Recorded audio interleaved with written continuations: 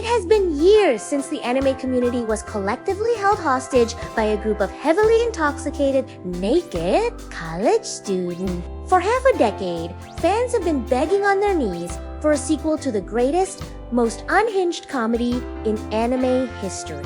Grab your ulong tayan, please make sure it is actually Thai because Grand Blue Dreaming Season 2 is finally here. And it is an absolute masterpiece of chaos.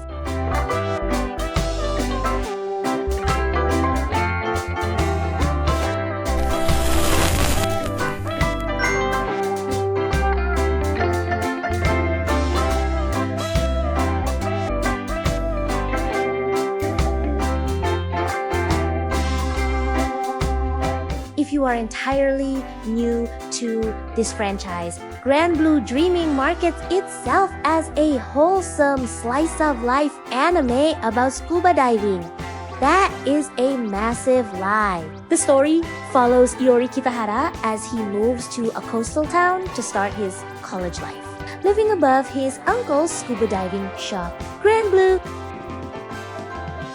Instead of a peaceful freshman year, Elori is immediately kidnapped by the Peekaboo Diving Club. These upperclassmen are a gang of terrifying, excessively muscular meatheads who spend 90% of their time drinking absurd amounts of alcohol and completely destroying Iori's social life. It is the most accurate depiction of college survival ever animated.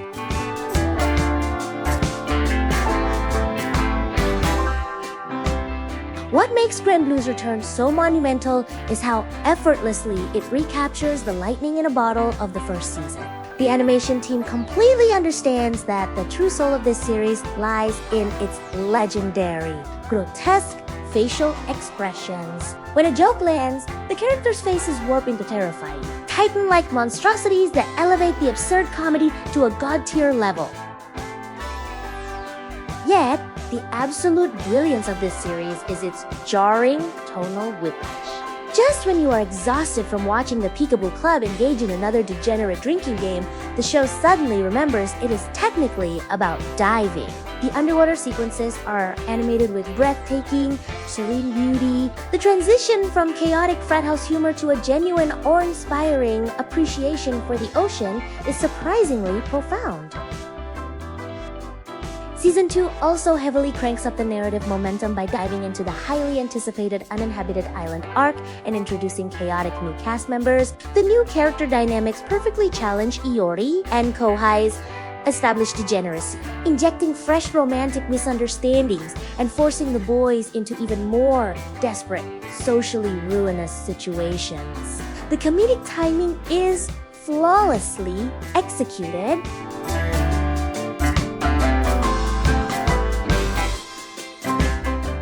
If you check the weekly discussion threads on Reddit's Our Anime, the community is throwing an absolute festival. Grand Blue has always had a fiercely loyal cult following, and for years, it was considered the sequel that would never happen. Now that it is airing, it is utterly dominating seasonal karma rankings for comedies.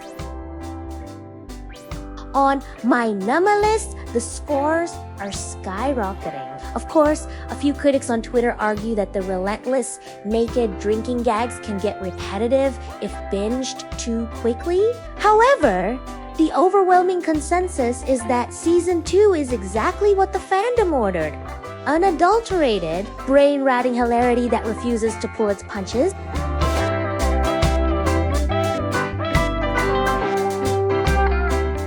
Grand Blue Dreaming Season 2 is a triumphant return for the absolute kings of college comedy. It perfectly balances degenerate, laugh-out-loud frat humor with genuinely breathtaking moments of oceanic beauty. It is the ultimate stress reliever in an industry overflowing with heavy, depressing dramas. If you need a show that will consistently make your sides hurt, this is absolutely mandatory viewing. I am giving Grand Blue Season 2 a rock-solid 9 out of 10, but I'll leave you with this final mind-bending thought. If you hold a lighter up to your glass of water and it immediately catches fire, is it really water? Thanks for watching and stay hydrated!